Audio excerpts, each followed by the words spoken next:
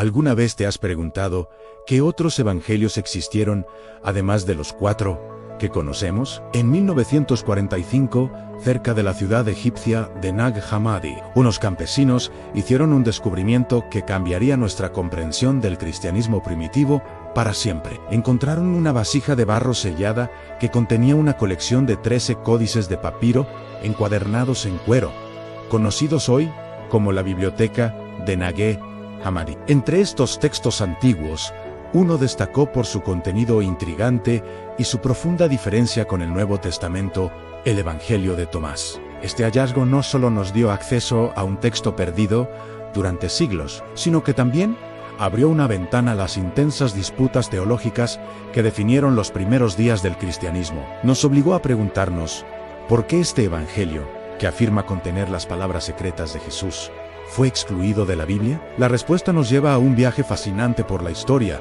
la teología y la lucha por definir la esencia misma de la fe cristiana. Para entender por qué el Evangelio de Tomás no está en la Biblia, primero debemos comprender que es, au diferencio de Mateo, Marcos, Lucas y Juan, este Evangelio no es una narrativa, no cuenta la historia del nacimiento de Jesús, sus milagros, su crucifixión o su resurrección. En cambio, es una colección de 114 dichos o logia atribuidos a Jesús. Algunos de estos dichos son muy similares a los que encontramos en los evangelios canónicos, como dad al César lo que es del César. Pero otros son completamente únicos, extraños y profundamente enigmáticos. Frases como cuando hagáis de los dos uno, os convertiréis en hijos del hombre.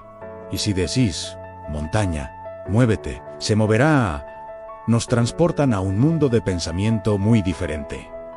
Esta estructura de dichos es crucial. La ausencia de la narrativa de la pasión, el evento central de la teología cristiana tradicional, ya lo colocaba en una categoría aparte. No se centra en lo que Jesús hizo, sino en lo que supuestamente dijo, presentando sus enseñanzas como una clave secreta para la salvación. Esta idea de una clave secreta nos introduce directamente en el mundo del gnosticismo, la corriente espiritual a la que se asocia el Evangelio de Tomás. La palabra gnosis es griega y significa conocimiento. Para los gnósticos, la salvación no se alcanzaba a través de la fe en el sacrificio de Cristo en la cruz, sino a través de un conocimiento especial, una revelación personal e interior. Creían que el mundo material que habitamos era una creación defectuosa, una especie de prisión para el Espíritu Divino, que reside dentro de cada uno de nosotros. El objetivo de la vida, entonces, era despertar esa chispa divina, reconocer nuestro origen celestial y escapar de la prisión de la materia. Jesús, en la visión gnóstica, no era tanto un salvador que moría por nuestros pecados, sino un guía iluminado, un mensajero que venía a traer esa gnosis liberadora a aquellos que estaban listos para recibirla. El Evangelio de Tomás es el vehículo perfecto para esta idea. Cada dicho es un enigma que debe ser descifrado, una puerta hacia el autoconocimiento. El dicho número 3, por ejemplo, afirma: el reino está dentro de vosotros y fuera de vosotros. Cuando lleguéis a conoceros a vosotros mismos, entonces seréis conocidos y comprenderéis que sois los hijos del Padre viviente. Pero si no os conocéis a vosotros mismos, estáis en la pobreza y sois la pobreza. Aquí la salvación es un acto de introspección, no de redención externa. Este enfoque chocaba frontalmente con la teología que se estaba consolidando en lo que más tarde se conocería como la Gran Iglesia o la corriente proto-ortodoxa. Para líderes como Ireneo,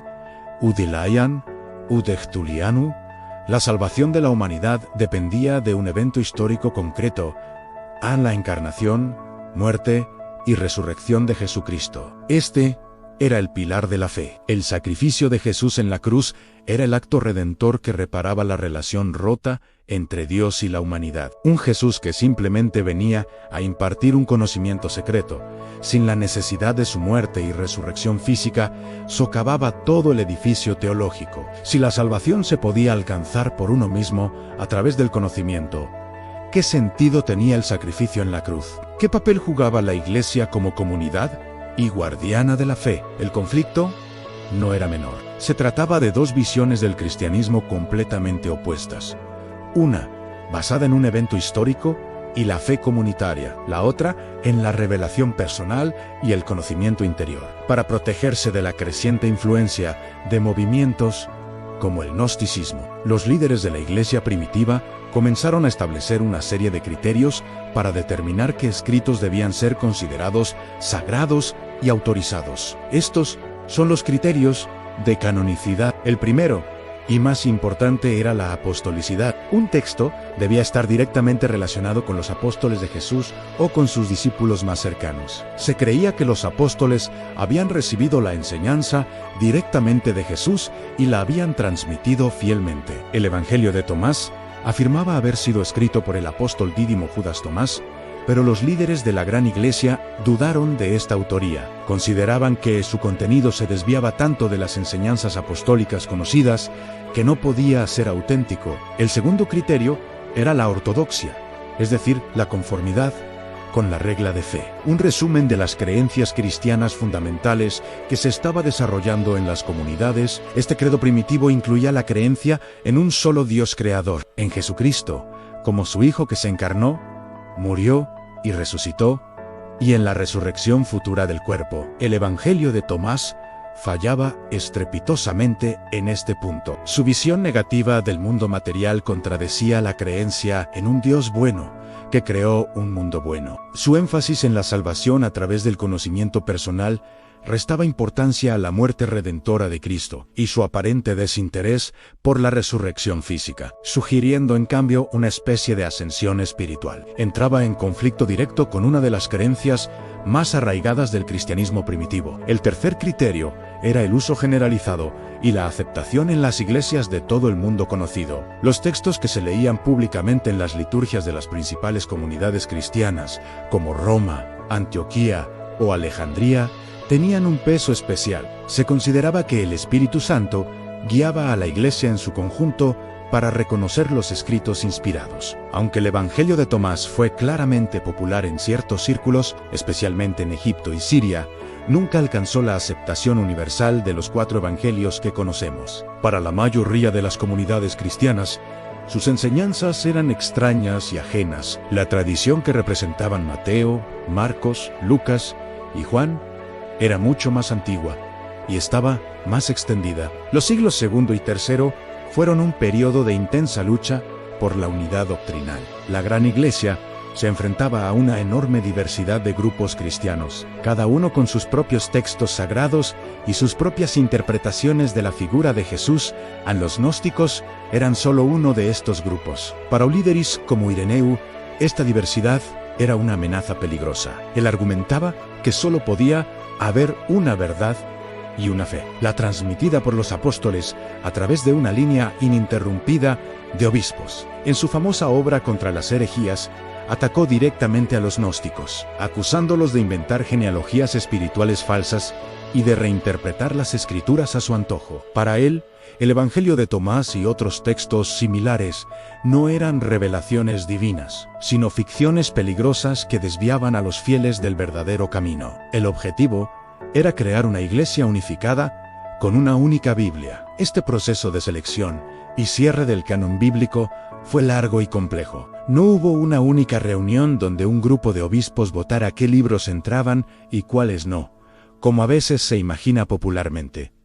Fue un proceso gradual que duró siglos. Una de las primeras listas conocidas que se asemeja a nuestro Nuevo Testamento es el llamado Canon Muratoriano, un fragmento de un texto latino de finales del siglo II. Aunque está incompleto, menciona los 4 evangelios canónicos y rechaza otros escritos. Sin embargo, la lista que finalmente se impuso en el cristianismo occidental y oriental fue la propuesta por Atanasio, el influyente obispo de Alejandría. En su carta pascual del año 367, Atanasio enumeró los 27 libros que, según él, constituían el único y verdadero Nuevo Testamento. Mencionó explícitamente el Evangelio de Tomás como uno de los apócrifos, escritos heréticos que debían ser rechazados por completo. La autoridad de Atanasio fue tan grande que su lista se convirtió en el estándar para la mayoría de las iglesias, y fue confirmada oficialmente en varios sínodos posteriores, como los de Hipona y Cartago, a finales del siglo IV. El Evangelio de Tomás, junto con muchos otros textos, fue oficialmente excluido y con el tiempo, la mayoría de sus copias se perdieron o fueron destruidas hasta su redescubrimiento en Nag Hammadi.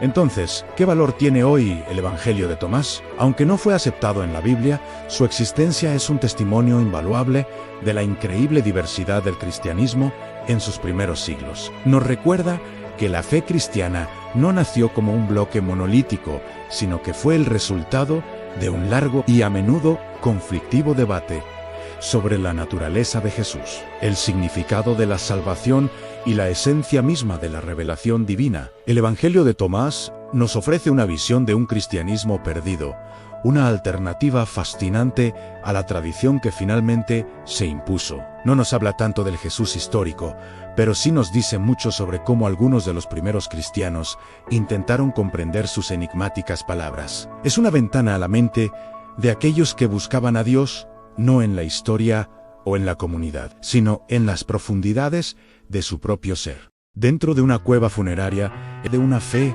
que en sus inicios era mucho más rica y diversa de lo que habíamos imaginado. El Evangelio de Judas no socava la fe, sino que enriquece nuestra comprensión de la historia humana en su búsqueda incesante de lo divino, recordándonos que incluso en las sombras de la historia a veces se esconden las luces más inesperadas. La oscuridad envolvía la pequeña habitación. Un silencio denso, pesado como una mortaja, se había apoderado de los discípulos. Lloraban no por la pérdida física de su maestro, sino por el vacío que había dejado. El miedo se aferraba a sus corazones, un veneno helado que paralizaba el alma. Creían que si el maestro había sido condenado, ¿qué destino les esperaba a ellos? ¿Sus seguidores? La misión parecía haber muerto con él.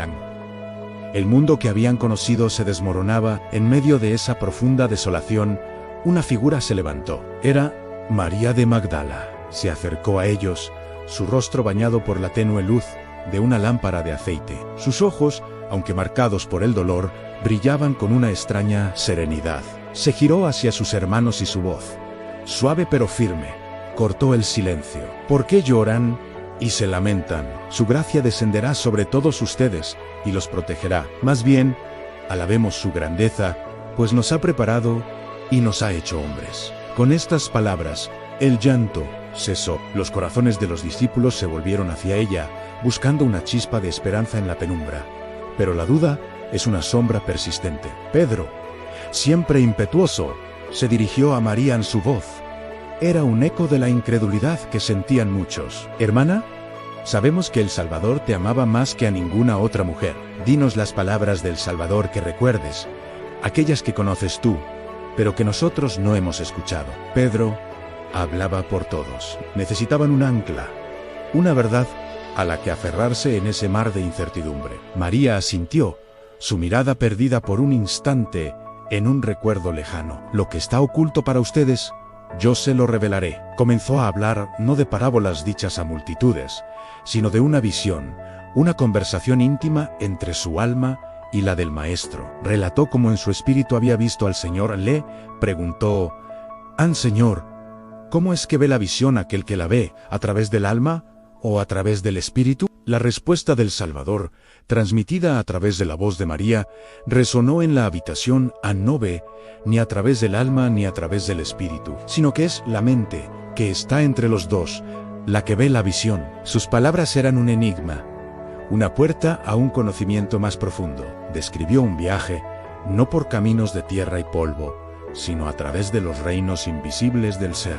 Era el ascenso del alma tras la muerte del cuerpo, una odisea a través de 7 guardianes, 7 poderes planetarios que intentan atraparla en el ciclo de la materia. El primero de estos guardianes, el poder de la ira, la confrontó en su visión. Le preguntó, ¿de dónde vienes, asesina de hombres? ¿Y a dónde vas, conquistadora del espacio? El alma, instruida por el Salvador, respondió con una sabiduría arcana. Lo que me ataba ha sido aniquilado, y lo que me rodeaba ha sido vencido. Mi deseo ha llegado a su fin, y mi ignorancia ha muerto. Fui liberada de un mundo para entrar en otro, de un tipo para entrar en uno celestial. La cadena del olvido es temporal. A partir de ahora, alcanzaré el reposo del tiempo, de la estación, de León, en silencio. Los discípulos escuchaban, cautivados y perplejos. Era una enseñanza que nunca habían oído. una cosmología secreta que Jesús solo le había confiado a ella. Hablaba del alma como una viajera cósmica, luchando por liberarse de las pasiones que la encadenan al mundo físico, la oscuridad, el deseo, la ignorancia, la excitación de la muerte, el reino de la carne y la sabiduría iracunda de la carne. Cada poder era una prueba, una pregunta que solo el alma agnóstica, el alma que se conoce a sí misma, podía responder correctamente para continuar su ascenso hacia la luz, hacia el reposo final más allá de los cielos. Cuando María terminó su relato, un nuevo silencio cayó sobre ellos, pero esta vez no era de desesperación, sino de asombro y confusión. Fue Andrés el primero en romperlo. Su rostro reflejaba una profunda desconfianza. Digan lo que quieran sobre lo que ella ha dicho, pero yo no creo que el Salvador dijera esto. Ciertamente, estas enseñanzas son ideas extrañas. El conflicto latente estalló. Pedro, cuya autoridad como pilar de la comunidad se sentía amenazada, se levantó con furia. Su mirada se clavó en María. ¿Es que el Salvador realmente habló con una mujer en privado sin que nosotros lo supiéramos?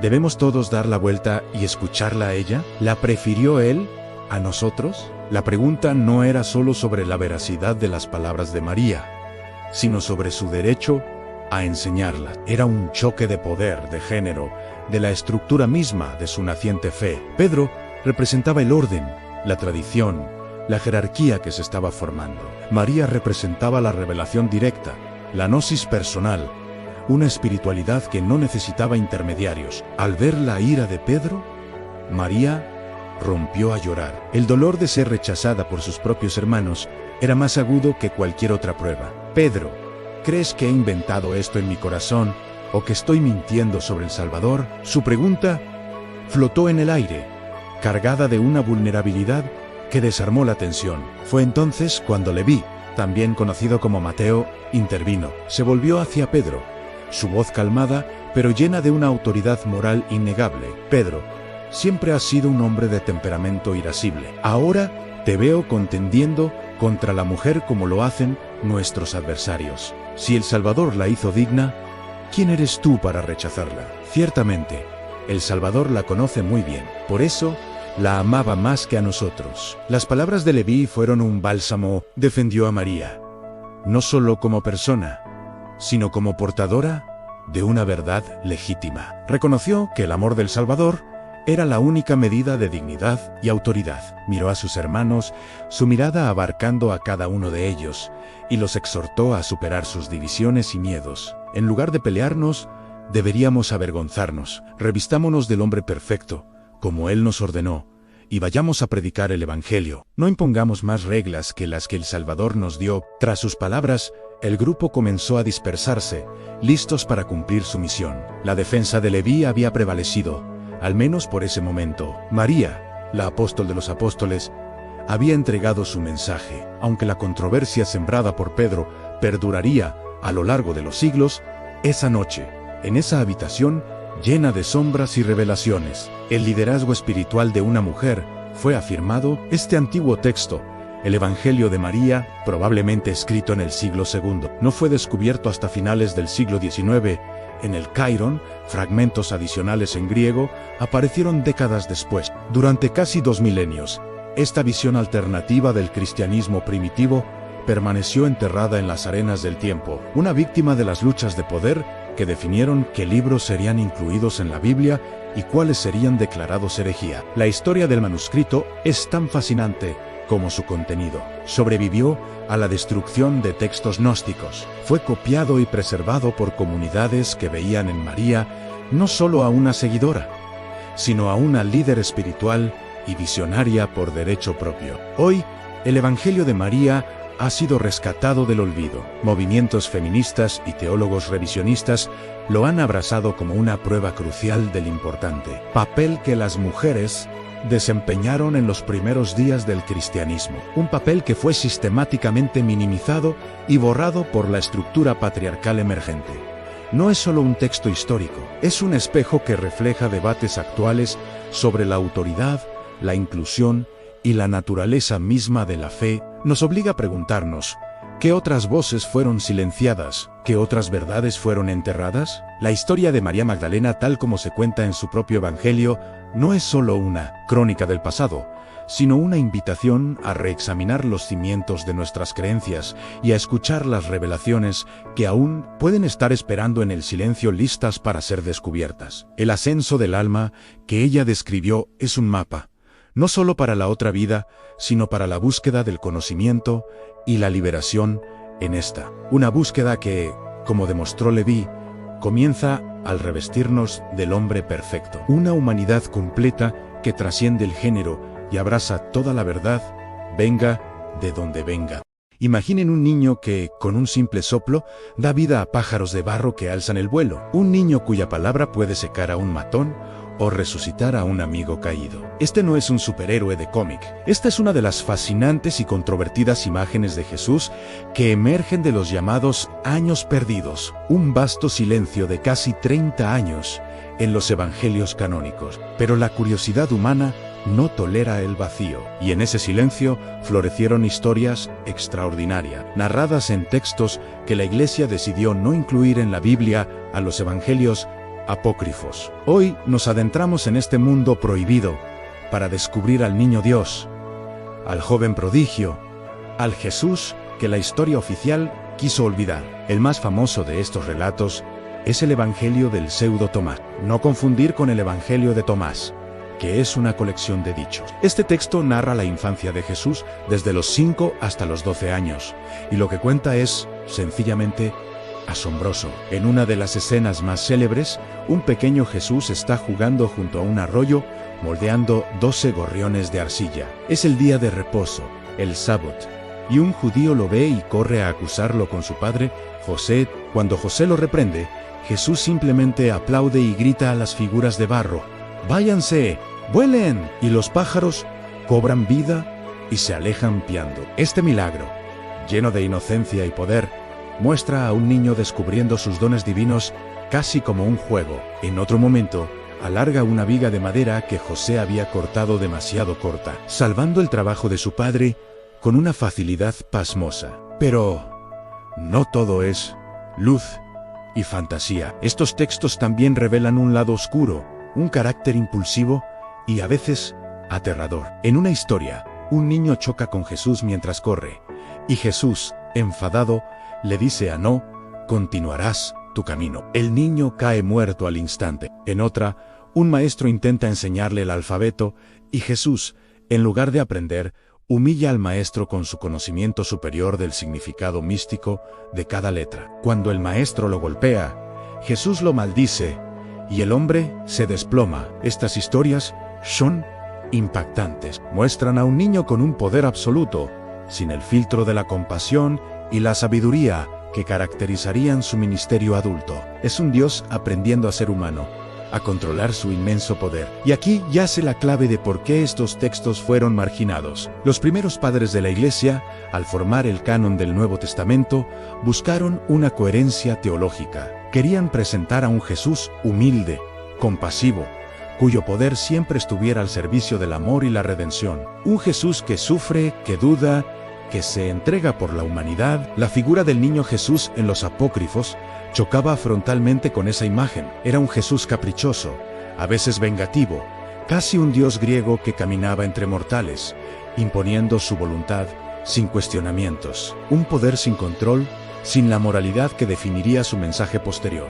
Por ejemplo, el Evangelio de Lucas nos cuenta el único episodio canónico de su infancia en Jesús, a los 12 años, en el templo, asombrando a los doctores con su sabiduría, pero siempre sujeto a sus padres. Es una imagen de piedad y obediencia, muy distinta al niño terrible de los apócrifos, que deja un rastro de milagros y maldiciones. Pero entonces, ¿debemos desechar estos textos como simples herejías o fantasías?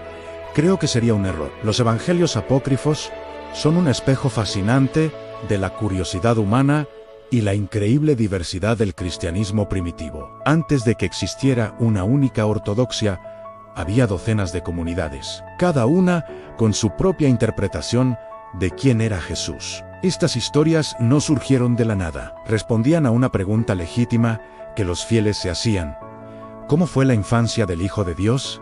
Mostró señales de su divinidad. Estos relatos llenaron ese vacío con la imaginación, la teología popular y las tradiciones orales de su tiempo. Nos muestran cómo la gente común intentaba comprender lo incomprensible a un Dios hecho niño. Y en esa exploración proyectaron sus propios miedos, esperanzas y su concepción del poder. El niño que castiga a quienes lo ofenden refleja un anhelo de justicia divina inmediata. El niño que resucita a su amigo de juegos refleja la esperanza desesperada ante la muerte. Personalmente, encuentro en estos textos una belleza cruda y honesta. Nos recuerdan que la fe no siempre ha sido un monolito dogmático. Fue y sigue siendo una conversación vibrante, a veces caótica, llena de preguntas y búsquedas. Leer sobre el Jesús que da vida a pájaros de barro no disminuye mi aprecio por el Jesús del Sermón de la Montaña. Al contrario, enriquece el panorama,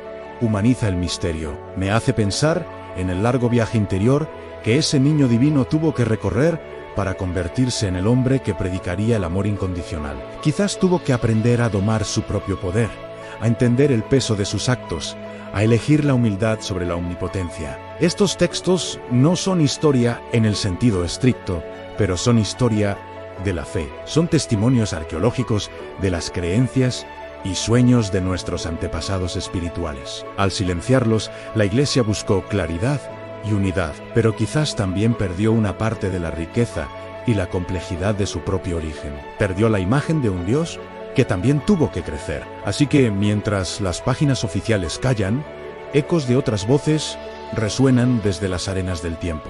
Voces que nos hablan de un niño que caminó entre nosotros, aprendiendo a equilibrar el cielo y la tierra dentro de su propio corazón. El misterio de esos años perdidos sigue vivo, no en los dogmas, sino en las preguntas que nos atrevemos a hacer. Y en esas preguntas, en esa búsqueda incesante, encontramos la verdadera esencia de la fe en un viaje eterno hacia lo desconocido. Gracias por acompañarnos en este viaje a los márgenes de la historia. Si te fascinan estos misterios, suscríbete y activa las notificaciones para no perderte nuestras próximas exploraciones. Hasta la próxima.